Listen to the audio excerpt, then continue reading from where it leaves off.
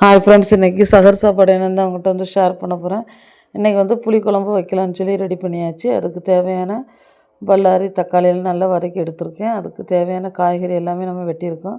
உருளைக்கிழங்கு, கத்திரிக்காய், carrot, beans, பச்சை மிளகாய், சின்ன வெங்காயம், பூண்டு எல்லாமே கொஞ்சம் கூடுதலாக போட்டு கடுகு கருவேப்பிலாம் போட்டு நல்லா தாளிச்சிக்கிடலாம். நல்லா தாளித்து காய்கறியெல்லாம் வெந்து நல்லா வேக வச்சு ரெடி பண்ணியாச்சு. இந்த கேப்பில் சைடில் பக்கத்துலேயே சோறுமே நல்லா கொதிச்சிட்ருக்கு. தேவையான மசாலாயும் அரைச்சாச்சு. காயெல்லாம் நல்லா வெந்த பிறகு மசாலாவை ஊற்றி நல்லா கொதிக்க விட்டால் சூப்பரான ஒரு புளிக்குழம்பு ரெடி. பக்கத்துலேயே சோறுமே ரெடி ஆகிட்டு, இன்றைக்கி புளிக்குழம்புக்கு அப்பளம் சூப்பராக இருக்குது. அதனால் அப்பளம் வச்சுருக்கேன். இன்றைக்கி சகர் சாப்பாடு புளிக்குழம்பு, சோறு, அப்பளம், தயிர்.